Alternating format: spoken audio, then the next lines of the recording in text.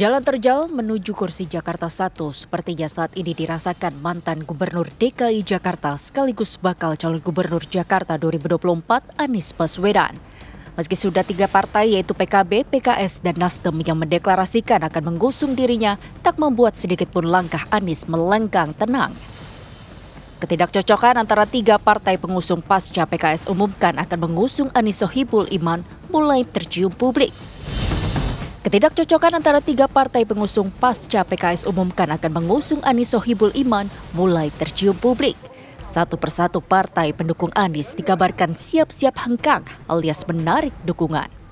Salah satu yang santer terdengar adalah Partai Nasdem. Melalui Bendahara Umum DPP Nasdem Ahmad Syahroni mengungkapkan meski telah dideklarasikan, partainya belum tentu mendaftarkan Anies sebagai Cagup Jakarta. Tidak hanya diserang dengan dugaan ketidakakuran antara partai pendukung, kini Anies juga mulai harus berhitung kekuatan untuk menghadapi calon kuat lawannya di Pilkada Jakarta. Ya, partai politik yang bergabung dalam KIM dikabarkan akan membawa mantan Gubernur Jawa Barat Ridwan Kamil maju berlaga di Pilkada Jakarta. RK juga disinyalir akan dipaketkan dengan putra bungsu Presiden Joko Widodo, Kaisang Pangarep. Hal tersebut diprediksi akan menjadi kekuatan besar dan jadi lawan tangguh Anies menjadi orang nomor 1 di Jakarta. Lantas, akankah head-to-head Anies Ridwan Kamil benar-benar terjadi di Pilkada Jakarta? Tim TV One mengabarkan.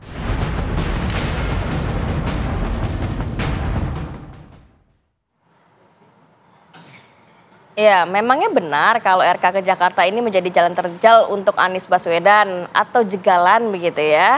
Apakah memang benar Kim Plus ini, plusnya ini ada Nasdem, ada PKB, dengar-dengar ada PKS? Apakah memang benar? Biar narasumber yang jawab, jangan kita yang menjawab ya. Saya nggak ngomong gitu ya, gantian nanti. Ngeri ya.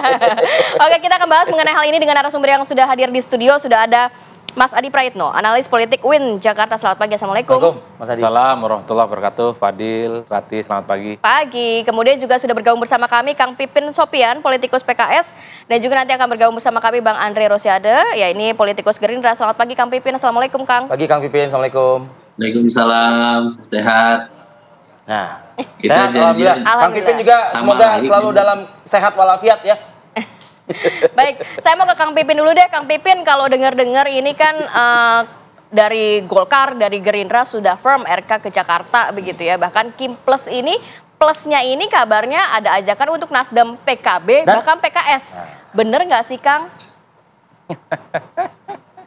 Kami sampai saat ini mengikhtiarkan untuk supaya aman Anies Sohibul Iman yang sudah kami deklarasikan itu untuk bisa berlayar dengan cara genapnya tiket kursi 20%, yaitu 22 kursi. Sebagaimana diketahui bahwa PKS punya 18 kursi, sisa tinggal 4 ya.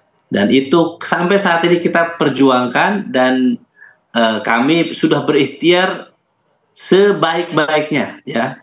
Ketika Presiden PKS ke Pak Surya Paloh, kemudian ketemu Pak PKB di Harlah PKB, memberikan pantun, mengajak, tidak hanya mengajak PKB tetapi juga mengajak Pak Dasko, Gerindra, juga kami mengajak Perindo ketika kunjungan dan juga PSI, dan konsolidasi sudah kita lakukan. Jadi betapa seriusnya PKS ya untuk mengamankan aman ini di Jakarta ya. Dan kami juga sudah memberikan tugas kepada Mas Anies supaya ini segera bisa dilengkapi dengan SK rekomendasi masing-masing partai koalisi. Kang Pipin, jadi tapi tugas saya kira tersebut katanya ikhtiar berakhir itu yang di awal kita Agustus, lakukan. benar Kang Pipin? Gimana Bang? Jadi katanya tugas tersebut ada tenggat waktunya awal Agustus ini katanya kan? Betul, betul. Saya kira kami belajar dari pengalaman sebelumnya. Kalau tidak ada tenggat, sudden death kebijakan, maka biasanya banyak kerugian yang terjadi ya. Sehingga bagi kami saat ini kami berikhtiar. Ya, Kang Pipin. Halo Kang.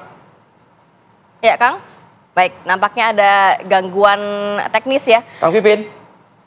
Oke, Kita coba lagi komunikasikan dengan Kang Pipin, ada kendala teknis, saya mau ke Mas Adi. Mas Adi, kalau melihat ini memang benar ada upaya untuk dapat dikatakan begitu, menjegal Anies Baswedan untuk melenggang di Jakarta. Apakah memang ada arahan RK lawan Anies atau RK lawan kota kosong gitu upayanya?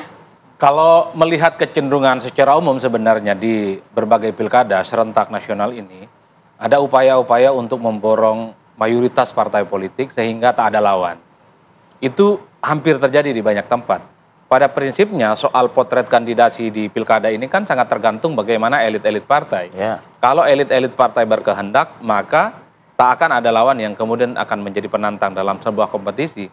Sebelum di Jakarta, di Banten kita melihat per hari ini yang belum berkoalisi dengan kubu Kim gitu. iya, itu kan belum PDIP. Iya. Ada Golkar di situ, Iya. tapi semua mayoritas partai itu kemudian berhadapan-hadapan dengan calon dari Golkar, namanya Bu Airin. Iya. Yang belum menentukan sikap politik adalah PDIP. Iya. Kalau at the end of the day-nya di Banten ini PDIP juga bergabung dengan kubunya Andra Soni, maka bisa dipastikan gitu ya bahwa Nggak bisa mencalonkan ya? tidak bisa mencalonkan dan kemudian ya akan melawan kota kosong. Di Jakarta potensial itu akan terjadi.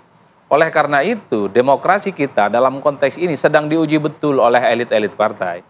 Apakah di luar Kim akan memunculkan calon yang bisa jadi penantang ataupun tidak? Sebut saja misalnya Kim itu Ridwan Kamil. Apakah kemudian PKS, kemudian Nasdem, PKB, dan PDIP ini akan mencoba untuk membentuk lawan politik untuk head to head dengan Ridwan Kamil? Tentu jawabannya ada di mereka. Per hari ini Anies Baswedan ataupun Ahok sedang melawan bagaimana oligarki partai politik itu sedang menentukan nasib tentang pencalonan.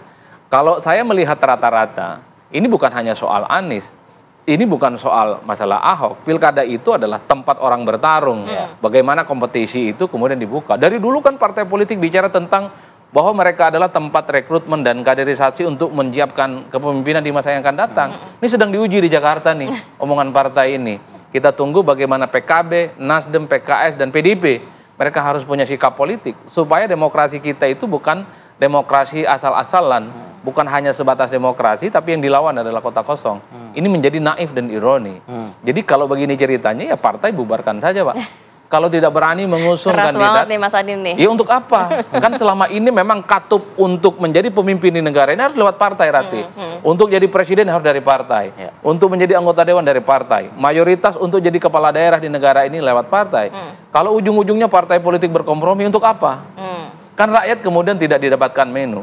Kalau kemudian partai politik ini bisa mengatur segala-galanya, tapi menutup ruang partisipasi publik, ya bagi saya partailah yang kemudian akan menentukan. Oleh karena itu bagi saya, apakah di Jakarta akan melawan kota kosong atau tidak? Tentu sangat tergantung bagaimana partai-partai di luar Kim. PKS sedang diuji, Nasdem sedang diuji, PKB sedang diuji, PDIP sedang diuji. Apakah mereka iman politiknya akan berubah? Iya, tapi dan ujian berfungsi itu pun dengan juga kan mayoritas? harus juga melihat tugas yang sudah diberikan. Salah satunya mungkin PKS yang menyebutkan sudah memberikan amanah kepada bakal calon presidennya begitu ya untuk menentukan arah koalisi untuk menambah 4 kursi agar bisa melaju sebagai bakal calon atau calon gubernur Jakarta begitu. Ditahan dulu ya analisa Anda, kita jeda dulu sejenak, kami akan kembali saat lagi.